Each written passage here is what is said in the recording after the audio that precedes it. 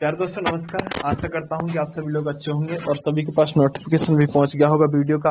तो एक बार सभी लोग कमेंट करके ये बताइएगा कि सभी लोग जुड़ चुके हो अच्छी तरह से और सभी लोग के पास नोटिफिकेशन पहुंचा है या नहीं पहुंचा है और बताइएगा। चलिएगा, यानी बैच पर क्लिक करने के बाद ऑनलाइन क्लास पर क्लिक करेंगे तो हाँ बिल्कुल लाइव आपको दिख जाता है। चलिएगा, बहुत बढ़िया। ओके, चलिए सभी के पास पहुंच गया है ना नोटिफिकेशन अच्छे से। चलिए, यस सर, रूप कह रहे हैं, यस सर। ओके ओके, यानी अब आपकी कमेंट भी मुझे यहाँ से दिख जाएंगी थोड़ी बहुत, और अगर कमेंट दिख जाएंगी तो आपकी बातों का जवाब भी दे पाऊंगा मैं। चलिए, ओके सर, ओके। देवेंद्र जी सर, बहुत बढ़िया देवेंद्र फौजी। चलिए, यानी कमेंट भी अब आपकी मैं देख सकता हूं, और कुछ तो नहीं है ना, सब कुछ मौन का यस सर। ओके प्यारे दोस्तों, चलिए आज की क्लास को शुरू करते हैं। और आज की क्लास जो शुरू होने वाली है, इस क्लास के उद्देश्य से मैं आपको बता देना चाहता हूं कि हम देश की आजादी की तरफ आपको उद्देश्य की तरफ लेकर बढ़ेंगे। और जो देश की आजादी की तरफ आप बढ़ रहे होगे, एक बार ग्रुप आदि में बता दो सभी में, जहां पर भी बच्चे हैं, कि सभी ऐप पर क्लास चल चुकी है। चलिए, दो तीन चीजें हैं, तो अभी मैंने कुछ चीजों की बात की, जैसे क्वालिटी को, आप पॉलिटी की क्लास कहां पर है। पॉलिटी क्लास हैप्पी अभी थोड़ी देर में जौन सा भी बैच आपने खरीदा है ना, जैसे मैं आज से क्लास खत्म कर लूंगा ना, तो जो भी बैच आपने खरीदा है उसी बैच में आपको विद पीडीएफ आपको पॉलिटी की क्लास मिल जाएगी। जो भी क्लास हुआ करेगी ना, यहाँ पर थोड़ी देर बाद जब मैं क्लास खत्म कर दिया करूंगा दोनों, तो आपको उसी बैच में वो सारी की सारी क्लास मिल जाया करेंगी, जो भी आपकी क्लास है। ठीक है, okay sir, thank you sir. आपने ऐप पर नी डाली क्या? हैप्पी मैंने बताया तो मेरे भाई, अभी थोड़ी देर में आपको ऐप पर मिल जाएगी। मुझे पढ़ा लेने दो हिस्ट्री, उसके बाद मैं दोनों क्लासों को ऐप पर आपको डाल दूंगा। जो भी कोर्स खरीदा है उसमें क्रम से पीडीएफ और क्लास आपको वहीं पर मिलती चलेगी। प्यारे दोस्तों आइएगा, फिलहाल दो तीन चीजें हैं, उनके बारे में बहुत जल्दी हम उसको निपटाने का काम कर रहे हैं, उसके बारे में आप बिल्कुल भी चिंता ना करें। चलिए, राइज हैंड कोई नहीं करेगा, यहां से एक्सेप्ट करना पड़ेगा। उसके बाद आपका जो होगा, यानी कि मैं कह सकता हूं कि आप उसके बाद मुझे बोलकर कोई क्वेश्चन पूछ सकते हैं, लेकिन अभी वो हम नहीं करेंगे क्योंकि अभी वो मुझे करना भी नहीं आता है। चलो, तो देखिए, यूपीएसआई के लिए रूप सर, ओके देवेंद्र फौजी, अच्छा आप जवाब दे रहे हैं। फौजी भाई आप किसके लिए? अरे तुम बातों में लग गए फिर से। देखो प्यारे दोस्तों, आज मैं जो आपको पढ़ाने वाला हूं, उसको आज मैं पढ़ाने वाला हूं कुछ राष्ट्रीय आंदोलनों के बारे में। और जो राष्ट्रीय आंदोलन रहते हैं प्यारे दोस्तों, उन राष्ट्रीय आंदोलनों की एक खास बात रहती है कि राष्ट्रीय आंदोलनों में आप बहुत सारी ऐसी सभाओं के बारे में, संस्थाओं के बारे में और ऐसे व्यक्तियों के बारे में जानोगे जहां से प्रश्न सीधा सीधा पूछा जाता है। वैसे मैं आपको बता देना चाहता हूं कि जब भी मैंने हिस्ट्री पढ़ाई है, ये वाला पोर्शन कभी मैंने पढ़ाया नहीं है, लेकिन अब मैं आपको कुछ भी छोड़ना नहीं चाहता, इसलिए मैं हर पोर्शन को आपको पढ़ाते हुए चलना चाहता हूं। तो आप बिल्कुल भी बेफिक्र होकर बैठिएगा, कोई चिंता की बात नहीं है। हर चीज आपको अब हिस्ट्री की क्लास में मिलेगी और आपको अच्छे से अच्छा कंटेंट, शायद मेरे अलावा जितना मैं आपको देने की कोशिश कर रहा हूं, इतना अच्छा कंटेंट शायद ही कोई देने की कोशिश करेगा, और आपको बहुत अच्छे तरह से सारी चीजों को मैं समझा भी पा रहा हूं। चलिए, प्रणाम मेरे भाई आयुष प्रसाद, अंसुया प्रसाद। चलिएगा प्यारे दोस्तों, देखिए अब हमको जो पढ़ना है, अब हमको राष्ट्रीय आंदोलन पढ़ने हैं। और जो राष्ट्रीय आंदोलन रहेंगे प्यारे टाइगर, उनको हम तीन भागों में पढ़ने का काम करेंगे। और जो तीन भाग रहने वाले हैं उनके बारे में थोड़ा सा समझ लीजिएगा। देखिए, पहले भाग में जब हम पढ़ेंगे तो 1885 से लेकर 1905 तक होने वाले देश के अंदर स्वतंत्रता संग्राम और राष्ट्रीय आंदोलन को पढ़ने का काम करेंगे। जो हमारे देश में आजादी की तरफ बढ़ रहा था, वह पहला चरण जो होगा, यानी प्रथम चरण हम कहेंगे इसे। प्रथम चरण में आप क्या पढ़ोगे? तो मैं कहूंगा प्रथम चरण में आप सिर्फ यह कह सकते हैं कि 1885 से लेकर 1905 तक का प्रथम चरण होगा। जबकि दूसरा चरण कौन सा होगा सर? दूसरा चरण जो होगा मेरे टाइगरों, वो दूसरे चरण में हम पढ़ेंगे जब आप 1905 से लेकर और 1919 तक के चरण को पढ़ोगे। ये आजादी का चरण होगा, जिसमें आप गांधी जी के आने की बात सुनोगे। और उसके बाद जो गांधी युग ही जाना जाएगा, जिसमें आप तीसरे चरण को पढ़ रहे होगे। और तीसरे चरण में हम लेकर यहाँ 1919 से और देश को आजाद कराने तक पढ़ेंगे। यानी तीन चरणों में अब आपको पढ़ना होगा। और तीन चरणों का मतलब ये होगा कि तीन चरणों में बहुत सी ऐसी प्रमुख बातें होंगी जो आपको जाननी बड़ी आवश्यक होंगी, और बहुत सारी चीज लाइव क्लास का जो टाइम रहता है 10:30 बजे, करेक्ट 10:30 बजे आपकी पॉलिटी की क्लास चलेगी, यानी क्या कह सकते हैं आप, संविधान चलेगा। इस टाइम को एक बार अपने दिमाग के अंदर फिट बिठा लो, और जब भी आपको कुछ मिले, नोटिफिकेशन ना मिले, अगर मैं टेलीग्राम पर आपको इस बात से को बताता हूं कि आज क्लास होगी या नहीं होगी, तब तो ठीक है, लेकिन डेली 10:30 बजे डेली संविधान की क्लास चलेगी। उसके बाद 12 बजे डेली लाइव, 12 बजे डेली अपने दिमाग में बिठा लो इस बात को, इतिहास की क्लास डेली चलेगी 12 बजे, ठीक है, बात क्लियर है। उसके बाद 1 बजे जो आपकी क्लास होगी, 1 बजे ध्यान से सुन लेना, दोबारा बताना ना पड़े किसी को, 1 बजे आपकी गणित की क्लास होगी, यानी मैथ की क्लास होगी 1 बजे डेली, कभी भी ब्रेक नहीं होगा। संडे को हो सकता है रेस्ट हो, संडे में विशेष क्लास हो सकती है, तो उसके बारे में आपको पहले बताया जाएगा। राइज हैंड मत करो प्यारे दोस्तों, बार बार यहां पर बीप होता है। 1 बजे के बाद, उसके बाद 2 बजे आपकी जो क्लास चलेगी, 2 बजे वो आपकी साइंस की क्लास चलेगी, तो आप इस साइंस की क्लास को ले सकते हैं। तो प्यारे दोस्तों, ये आपका टाइम टेबल रहेगा 10 बजे से लेकर 2 बजे तक। 10 बजे संविधान की, यानी 10:30 बजे संविधान की, 12 बजे आपकी इतिहास की, 1 बजे आपकी गणित की, और इसके अलावा हम कह सकते हैं 2 बजे से आपकी साइंस की चलेगी। एक क्लास आपकी 8 बजे भी आ सकती है, एक क्लास आपकी 8 बजे भी आ सकती है। जो 8 बजे क्लास आएगी वो आपके क्वेश्चन होंगे, लेकिन वो कहां पर चलेंगे, वो आपके यूट्यूब पर चलेंगे, ठीक है। 8 बजे जो क्लास आएगी वो आपके क्वेश्चन होंगे और वो आपके यूट्यूब पर चलेंगे, ठीक है। उसके अलावा मैं भी जो क्वेश्चन लेकर आऊंगा हिस्ट्री पॉलिटी के, वो भी यूट्यूब पर लेकर आया करूंगा, उसका मैं आपको टाइम बता दूंगा। किसी को कोई समस्या अब तो नहीं है? फटाफट बताओ, अब किसी को कोई समस्या तो नहीं है? चलो, आशा करता हूं कि अब किसी को कोई समस्या नहीं होगी। ओके, मूल विधि मौन का जो अभी चल रहा है उसको थोड़ा सा कवर करने दो, उसके बाद में बहुत अच्छे से सारी चीजों को औरों को भी कवर करा दूंगा, ठीक है। थोड़ा सा वक्त दे दो, उसके बाद में इन सब चीजों को बहुत अच्छे से कवर करा दूंगा। फिलहाल आ जाओ इतिहास की क्लास पर बात कर लेते हैं। फिलहाल मेरे प्यारे दोस्तों, हम 3 चरणों में आजादी को पढ़ेंगे। पहले चरण के अंदर, जब हम आज पहला चरण पढ़ने वाले हैं 1885 से लेकर 1905 तक का, ये पहला चरण। इस चरण के अंदर हम राष्ट्रीय आंदोलनों को पढ़ेंगे। और प्यारे दोस्तों, अगर आप इससे पहले का इतिहास भारत का देखें, तो आप एक चीज पा रहे होंगे, सर प्रमुख रूप से हम जो भारत के इतिहास में पा रहे हैं, अंग्रेजों ने जो शासन करने का काम किया है हमारे भारत पर, उनकी सिर्फ एक प्रबलता रही है कि भारतीय लोगों को आपस में लड़ाकर शासन करने का काम कर रहे हैं। और भारतीय लोग इस बात को समझ ही नहीं पा रहे हैं कि अंग्रेज आखिरकार हमारे भले के लिए काम नहीं, हमारे यहां पर देश को चूसने का काम कर रहे हैं। क्योंकि अंग्रेजों ने ऐसी बात कही है जिसके कारण उन्होंने बताया कि ब्रिटेन जो है, ब्रिटेन के जो अंग्रेज हैं, वो भारत में एक स्पंज की तरह काम करते हैं, जो गंगा के नदी से पानी चूसकर और टेम्स नदी में जाकर यानी ब्रिटेन में डालने का काम करता है। स्पंज जो होता है, आपने देखा होगा, स्पंज की तरह काम करने का काम भारत में अंग्रेज कर रहे हैं। ये अंग्रेज जो भारत में काम कर रहे हैं, अंग्रेजों के कामों को देखते हुए 1857 में हमने एक विद्रोह किया, लेकिन 1857 के इस विद्रोह में हमें कुछ भी हासिल नहीं हुआ जो 1857 की क्रांति भारत के लोगों ने की।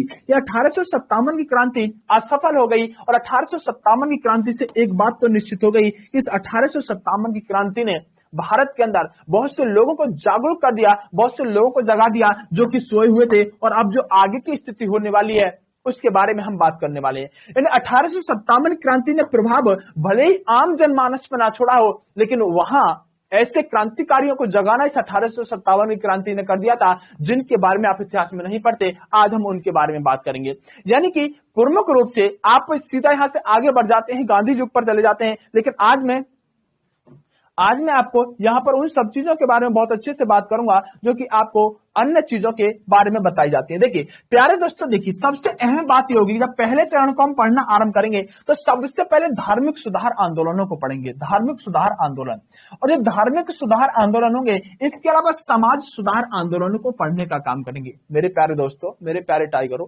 जब 1857 की क्रांति हुई, ध्यान से सुनना मेरी बात को, जब 1857 की क्रांति हुई तो 1857 की क्रांति होने के बाद भारत के अंदर कुछ ऐसे नवयुवक, कुछ ऐसे व्यक्ति आगे निकल कर आए जो इस देश के अंदर इस देश को जगाना चाहते थे।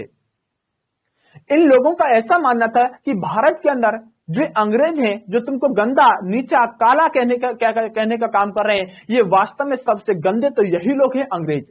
लेकिन आप इस बात को समझने की कोशिश कीजिएगा कि भारत के अंदर ताकत तो बहुत होती है और भारत के लोगों के अंदर बहुत ज्यादा यहां पर संयम भी होता है, लेकिन उस इमोशनल जो परफॉर्मेंस होती है उसको जगाने वाला कोई व्यक्ति चाहिए। कोई ऐसा व्यक्ति चाहिए जो हनुमान जी की तरह यहां पर उनकी शक्ति को जगाने वाला कोई जामवंत होना चाहिए। भारत के लोग जब भी किसी के साथ जुड़ते हैं और जुड़ने के साथ उसकी भावनाओं के साथ अगर खेला जाए तो अगर किसी ने उसकी शक्ति को जगा दिया तो समझो फिर भारतीय लोग बड़ा उग्र हो जाता है। और जो हम धार्मिक सुधारों को पढ़ने वाले हैं, इसमें दरअसल भारतीयों की उस शक्ति को ही जगाने का काम ये व्यक्ति करेंगे। आप सलमान खान की एक मूवी देखते हैं, अधिकतर सलमान खान की नहीं, आप किसी की मूवी देखिएगा, अगर कोई भी व्यक्ति ऐसा व्यक्ति है जो प्रमुख रूप से विलेन के द्वारा धराशाही कर दिया जाता है, हड्डियां टूट जाती हैं, धराशायी हो जाता है, नीचे गिर जाता है, नीचे गिरने के बाद उसके दिमाग में जैसे उसके परिवार के बारे में सीन आने लगते हैं कि इस विलेन ने किस तरह से मेरे परिवार को मारा था, वो दिमाग के अंदर सीन घूमने लगता है। उसके बाद जो हीरो उठता है, चाहे हड्डियां टूटी हो, चाहे पसलियां टूटी हो, चाहे हाथ उसका ना हो, फिर जो विलेन को मारने का शुरू करता है वो वास्तव में देखने लायक होता है। भारतीय लोग भी इसी तरह से थे। जब तक इनकी भावनाओं के साथ कोई नहीं खेलेगा, जब तक इनके हनुमान जी की तरह इनकी शक्ति को जगाने का काम नहीं करेगा, तब तक ये भारतीय आजादी के लिए उठने वाले नहीं थे। और यहां पर जामवंत का जो काम करने वाले हैं, कुछ ऐसे लोग जामवंत का काम करने वाले हैं जैसे कि राजा राममोहन राय। राजा राममोहन राय भारतीय लोगों को जगाने के लिए, इन अंग्रेजों को भारत से खदेड़ने के लिए विभिन्न तरह के काम करने शुरू करते हैं और बताते हैं कि जो अंग्रेज अपने नाम के सामने लॉर्ड लगा रहे हैं, अंग्रेज जो आपको नीचा कह रहे हैं, इन अंग्रेजों को दुनिया के अंदर जीना हमने सिखाया था। भगवान श्री कृष्ण ने जो दुनिया को बनाया था, भगवान श्री राम की पूजा करते हैं हम, भगवान श्री राम के आधार पर चलते हैं। ये लोग जब तक कुछ नहीं जानते थे जब हमारे देश के अंदर हर कुछ होता था। भारतीय लोगों को जगाने का काम राजा राममोहन राय ने किया। और राजा राममोहन राय ने जबकि हम बहुत सारे लोगों को पढ़ेंगे जिन्होंने भारतीय लोगों को आजादी के लिए जगाने का काम किया और इनको युगदूत के नाम से जाना जाता है। राजा राममोहन राय को युगदूत कहा जाता है। आधुनिक भारत के निर्माता यहां पर हम कह सकते हैं राजा राममोहन राय को कहा जाता है। और पुनर्जागरण के पिता भी इन्हीं को कहा जाता है। पुनर्जागरण का मतलब होता है अगर कोई व्यक्ति सोया हुआ है, सो के वह दोबारा उठना ही पुनर्जागरण होगा। मतलब जगा हुआ तो पहले भी था, बीच में सो गया था, अब दोबारा जगाया गया, पुनर्जागरण हो गया। तो पुनर्जागरण के पिता यानी भारतीय लोग पहले जगे हुए थे। वास्तव में अगर आप भारत को देखें तो भारत ने दुनिया को हर कुछ सिखाया है। आप सिकंदर को लें, चंद्रगुप्त मौर्य को लें, अशोक को लें, किसी भी शासक को लें। उसके बाद में आप अगर कृष्ण भगवान के श्री राम के टाइम में चले जाएंगे तब भी भारत जो देश था वो सोने की चिड़िया कहा जाता था। और सोने की चिड़िया जैसा देश आज अंग्रेजों के गुलामी में आ गया है। तब भारत के अंदर जो लोगों को जगाने का काम राजा राममोहन राय ने शुरू किया है, इसीलिए इनको पुनर्जागरण का पिता कहा गया है। आपसे पूछेगा कि किसको युगदूत कहा जाता है? राजा राममोहन राय को कहा जाता है। किसको आधुनिक भारत का निर्माता कहा जाता है? राजा राममोहन राय को कहा जाता है। किस व्यक्ति को पुनर्जागरण का पिता कहा जाता है? राजा राममोहन राय को कहा जाता है। समस्या इस बात में कोई नहीं होनी चाहिए। चलिए, समस्या इस बात में कोई नहीं होनी चाहिए।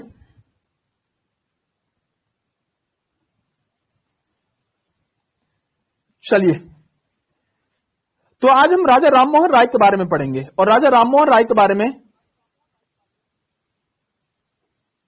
हर वो चीज जानेंगे जो यहां पर महत्वपूर्ण होती है।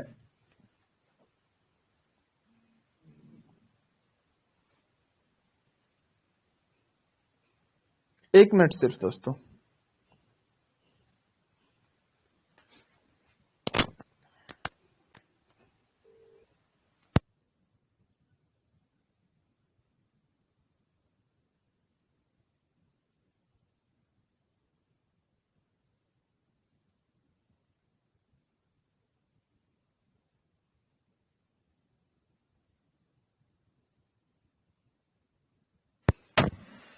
तो प्यारे दोस्तों, यहां पर जो वॉइस मिसमैच करने की बात है, मैंने एक बार टीम को बोल दिया है कि एक बार वॉइस को चेक करें, ठीक है। तो प्यारे दोस्तों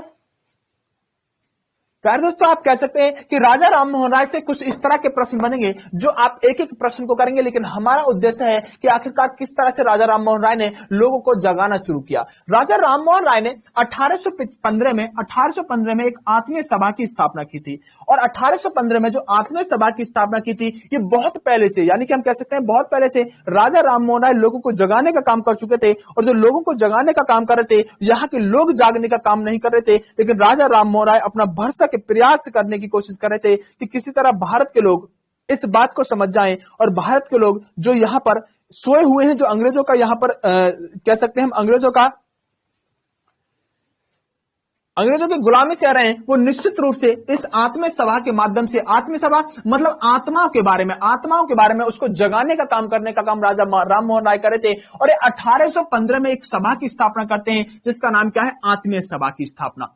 1828 में ब्रह्म समाज की स्थापना राजा राम मोहन राय करते हैं। उसके अलावा 1817 में हिंदू कॉलेज की स्थापना करते हैं और इसको साथ जो दिया है हिंदू कॉलेज के अंदर वो डेविड हेयर ने इनका साथ दिया है। तो आपसे प्रश्न क्या पूछा जाएगा, पहला प्रश्न पूछा जाएगा आत्मीय सभा की स्थापना किसने की। आप कहेंगे 1815 में राजा राम मोहन राय के द्वारा आत्मीय सभा की स्थापना की गई।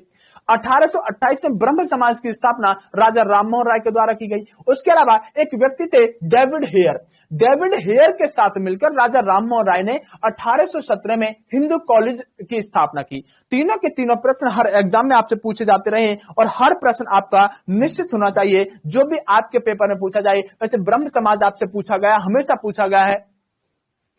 आत्मीय सभा की स्थापना किसने की, राजा राम मोहन राय ने, हर बार पूछा गया है। भले हिंदू कॉलेज वाला कम पूछा गया है लेकिन कोई बात नहीं, आपको याद रखना ही रखना होगा। अगर प्यारे दोस्तों हम आगे बात करें तो इनका एक अखबार हुआ करता था जो कि राजा राम मोहन राय ने चलाया। इसके माध्यम से लोगों को जगाने का काम किया और इस अखबार का नाम था मिरातुल अखबार। आपसे पूछा जाता है कि मिरातुल अखबार किसके द्वारा निकाला गया है, तो आप कहेंगे राजा राम मोहन राय के द्वारा मिरातुल अखबार निकाला जाने का काम किया गया है। अगर प्यारे दोस्तों बात करें प्रार्थना समाज, तो प्रार्थना समाज भी कुछ इसी तरह से लोगों को जगाने का ही काम करने के लिए बनाई गई। जो कि हम बात करें स्थापना करने का काम जो किया गया है 1867 में इसकी स्थापना होगी प्रार्थना समाज की। और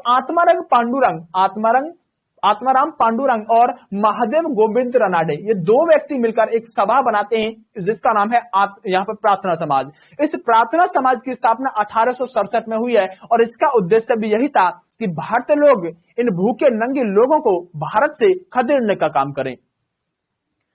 तब हम कह सकते हैं कि यहां पर हम सत्यशोधक समाज के बारे में पढ़ेंगे। जो सत्यशोधक समाज था इसकी स्थापना करने का काम, सत्यशोधक समाज की स्थापना करने का काम 1873 में किया गया। और ज्योतिबा फूले जो कि यहां पर अपनी पुस्तक गुलामगिरी लिखते हैं, इन्होंने कहा कि जो सत्यशोधक समाज है इसका उद्देश्य है, वैसे तो हर तरह के जो समाज के अंदर कुरीतियां थी उनको खत्म करने के लिए था, लेकिन वो कुरीतियां आई किसकी वजह से, अंग्रेजों की वजह से।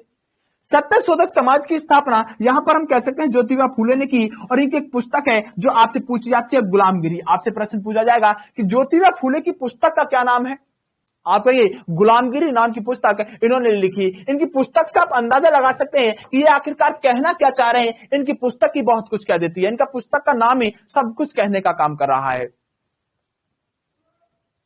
यानी गुलामगिरी नाम की पुस्तक किसने लिखी है, सत्यशोधक समाज की स्थापना करते समय 1873 में ज्योतिबा फूले गुलामगिरी पुस्तक को लिखते हैं। लेकिन भारतीय लोगों को इस समय 1873 तक कहां समझ में आ रहा था।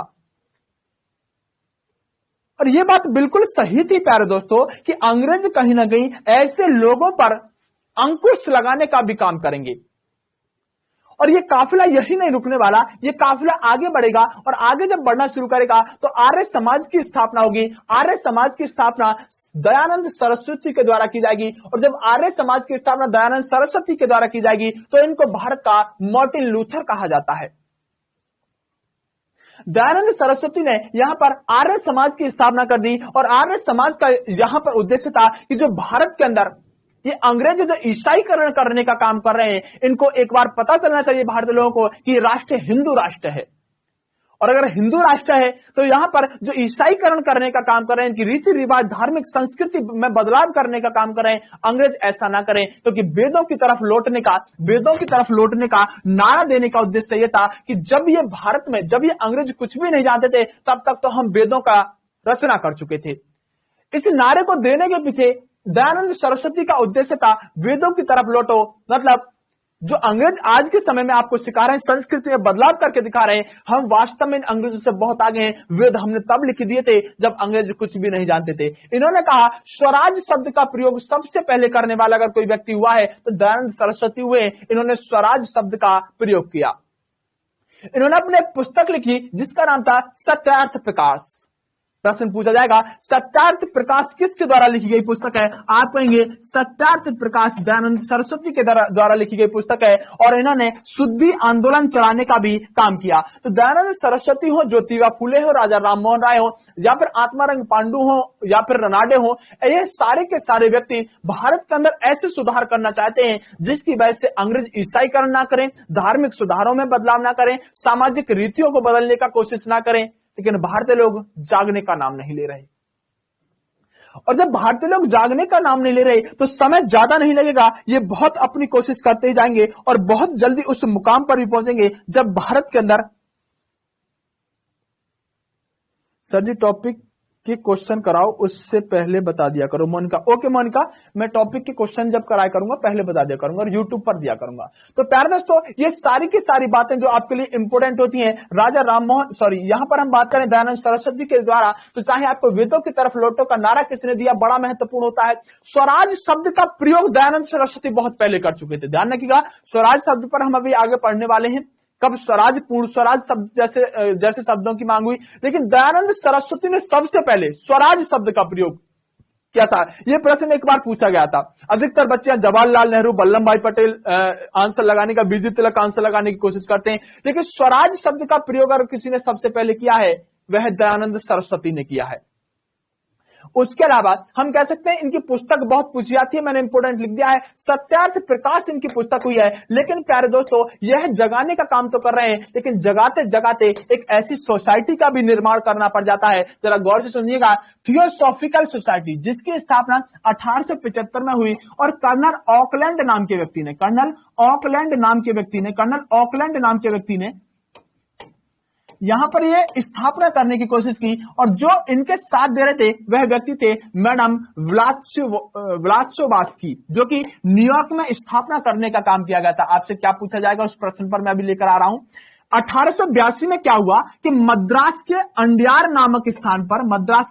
नामक स्थान पर इसका इंटरनेशनल मुख्यालय खोले जाने की काम किया गया। जबकि इसका हम बात करें, अगर थियोसॉफिकल सोसाइटी की बात करें, तो थियोसॉफिकल सोसाइटी जो थी इसकी स्थापना न्यूयॉर्क में हुई थी। कहां? न्यूयॉर्क में। और जो आपका मद्रास पड़ता है, मद्रास के अंडियार नामक स्थान में इसका अंतरराष्ट्रीय मुख्यालय बना था। और ऐसी सोसाइटी जब 1875 में बनने लगी, तो आप ध्यान रखिएगा 1897 में एक काम हुआ जब रामकृष्ण मिशन की स्थापना स्वामी विवेकानंद ने कर दी। आखिरकार सर स्वामी विवेकानंद ने अगर रामकृष्ण मिशन की स्थापना की है, या फिर हम कहें थियोसॉफिकल सोसाइटी की स्थापना हुई है, इन सब के पीछे कारण क्या था? इन सब के पीछे सिर्फ एक ही कारण था, भारतीय लोग एक ही बात चाह रहे थे कि किसी तरह से इन भारतीयों को जगाया जा सके, किसी तरह से भारतीयों की पुरानी संस्कृति समाज को याद दिलाया जा सके। जो भारत के अंदर अंग्रेज जिस काम को करने का काम कर रहे हैं, ये अंग्रेज किसी समय व्यापार करने के लिए आए थे। हमारा भारत जो था सोने की चिड़िया हुआ करता था, और आज हम भारत के अंदर ही अंग्रेजों को टैक्स देने का काम कर रहे हैं। भारत हम पर शासन कर रहे हैं। हम भारत की जो ब्रिटेन की महारानी है उसको यहां पर महारानी कहकर पुकार रहे हैं।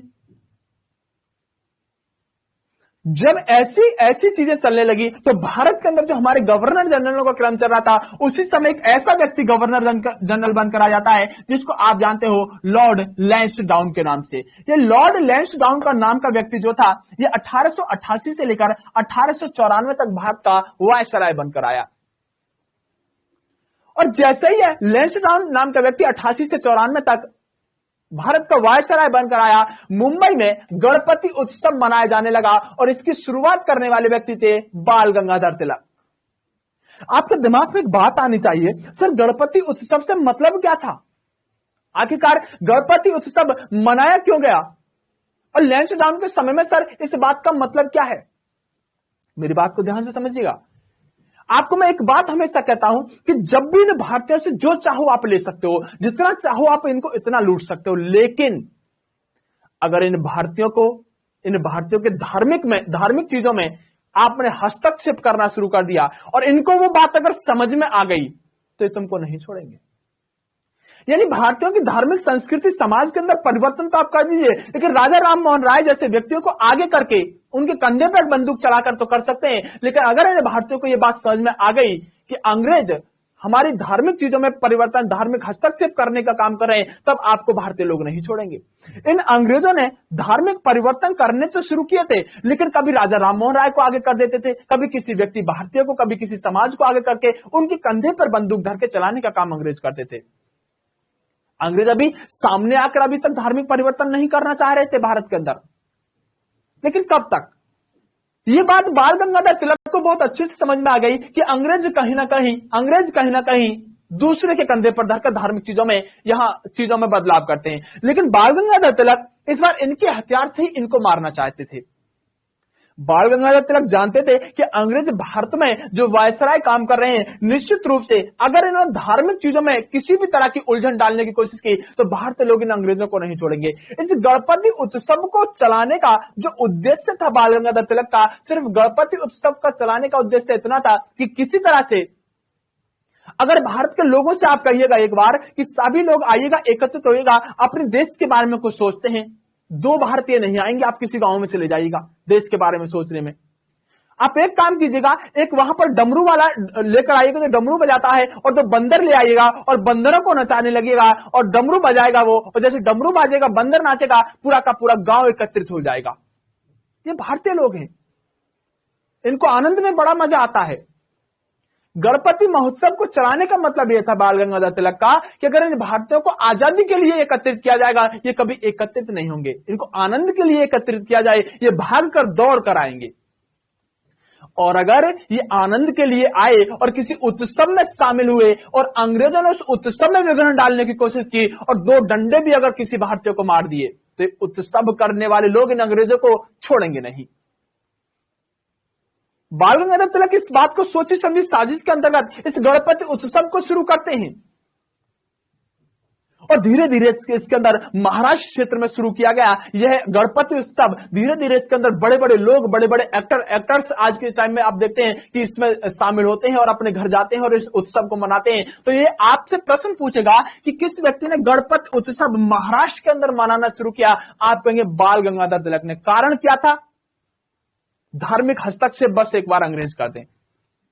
अंग्रेज नहीं करेंगे, क्योंकि अंग्रेज इस बात को जानते थे कि अगर भारतीय व्यक्ति एक बार धार्मिक हस्तक्षेप करते हुए और बिछड़ गया तो फिर उसको संभालना आसान नहीं होगा।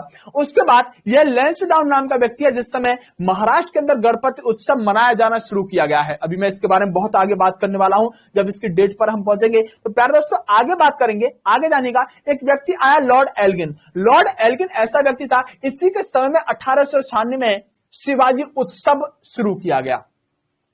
अब सर गणपति उत्सव तो समझ में आता है,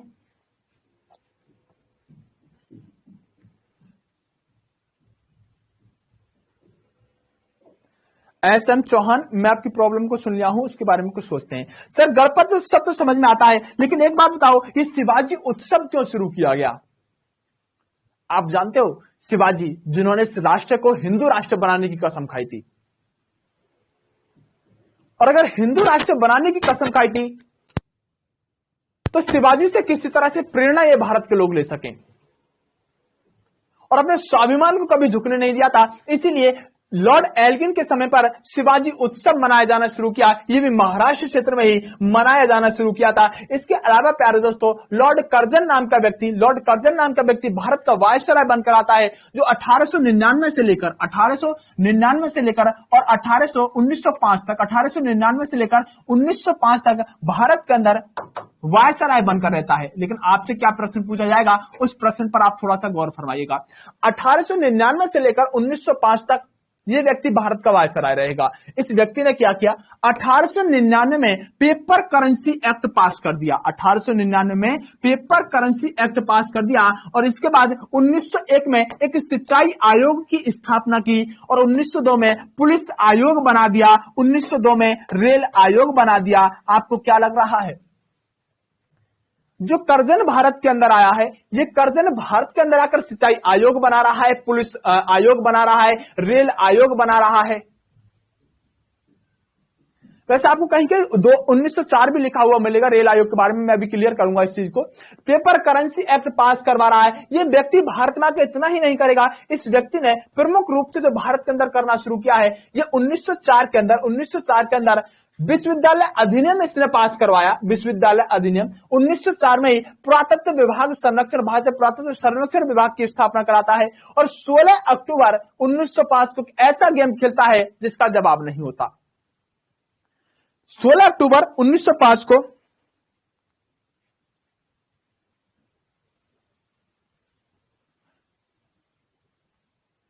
रूप 1899 से 1905 होगा, ऊपर कहीं लिख गया है 1899 से 1905 होगा, ठीक है, उसे क्लियर कर लीजिएगा। तो प्यारे दोस्तों ये ऐसा गेम खेलता है, मैं आपको इसको समझाने की कोशिश करता हूं, जरा समझिएगा। इस व्यक्ति ने क्या किया, इस व्यक्ति ने क्या किया कि इस व्यक्ति ने देखा कि मानो ये हमारा पूरा का पूरा बंगाल है, इस बंगाल को दो हिस्सों में बांटने की कोशिश इस व्यक्ति ने की। एक तरफ इसको नाम दिया गया पूर्वी बंगाल, यानी कि हम कह सकते हैं पूर्वी बंगाल, और एक तरफ इसको नाम दिया गया पश्चिमी बंगाल। और इसके बातों को समझने की कोशिश कीजिएगा। इसने जो बंटवारा किया पूर्वी बंगाल और पश्चिमी बंगाल के बारे में, ओके, मैं आपकी पॉलिटी की पीडीएफ को देख लूंगा। इसने जो बंटवारा करने का काम किया, इसने यहां पर एक चाल खेली, और वो चाल ये थी कि जो पूर्वी बंगाल था उसके अंदर इसने मुस्लिम लोगों के बहुल्य क्षेत्र को बांटा। यानी हम कह सकते हैं कि इस तरह से बंटवारा किया कि एक तरफ तो मुस्लिम हो जाएं और एक तरफ हो जाएं हिंदू। ऐसा बंटवारा इसने बंगाल का करना चाहा, और बंगाल का बंटवारा करने का मतलब था कि हिंदू मुस्लिम ज्यादा हो, एक तरफ मुसलमान ज्यादा हो, दूसरी तरफ हिंदू ज्यादा हो। और जैसे ही हिंदू और मुस्लिम ज्यादा होंगे, किसी तरह से इस हिंदू क्षेत्र में किसी मुसलमान को बेचकर किसी एक हिंदू की हत्या करवा देंगे और एक बहुत बड़ी हम हिंसा को जन्म दे देंगे। ऐसा इसका उद्देश्य था लॉर्ड कर्जन का।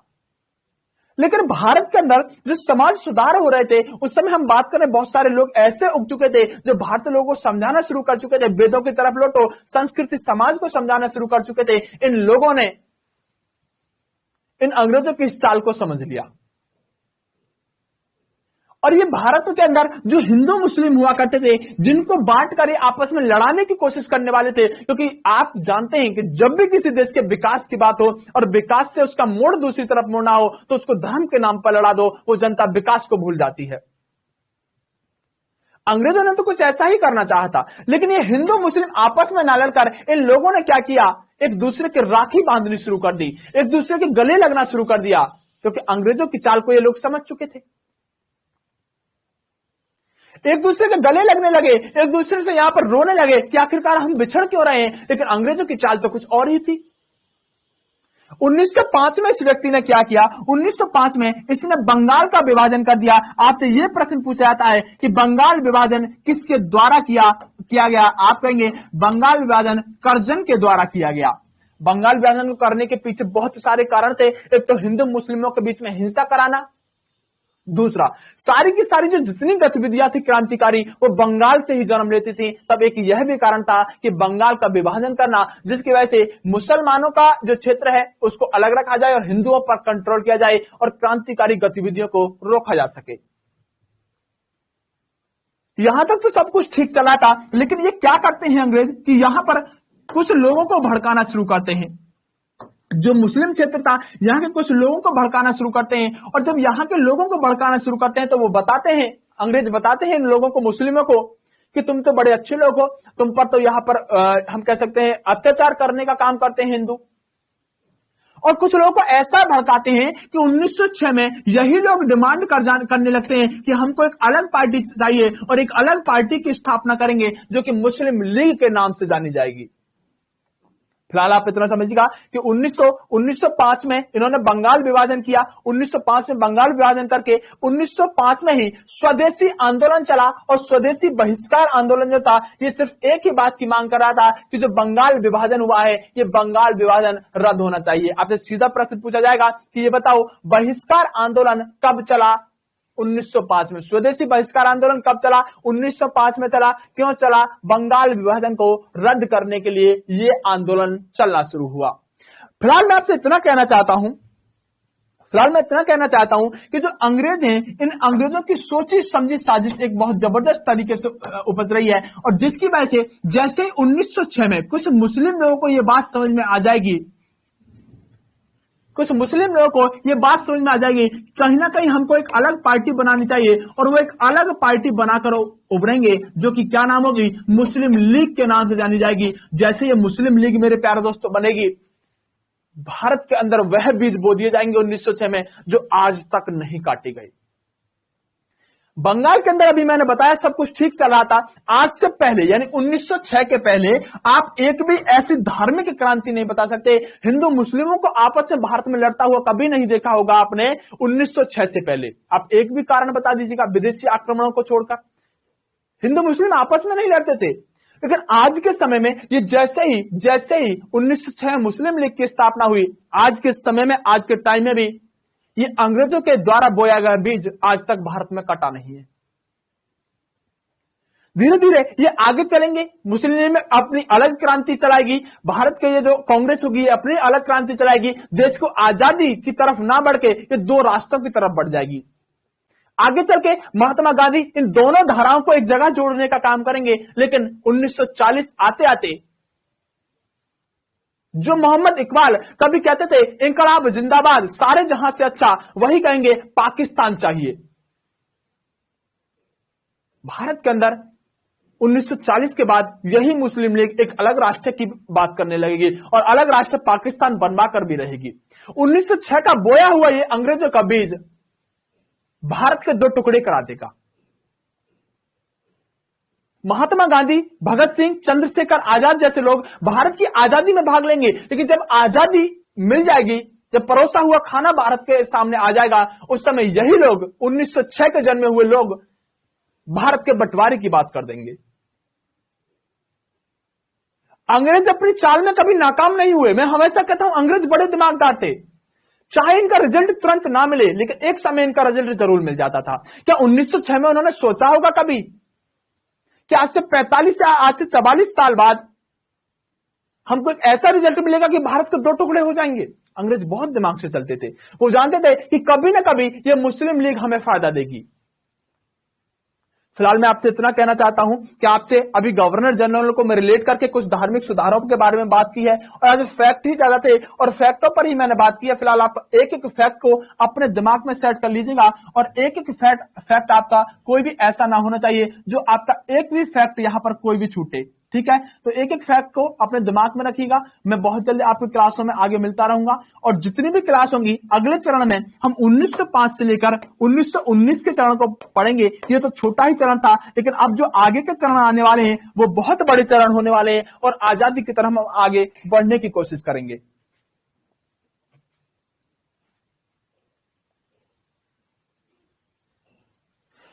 जो क्वालिटी का ऑप्शन की बात करें, क्वालिटी का ऑप्शन वीडियो जब आपकी डाउनलोड हो जाएगी आपको क्वालिटी का ऑप्शन मिलेगा।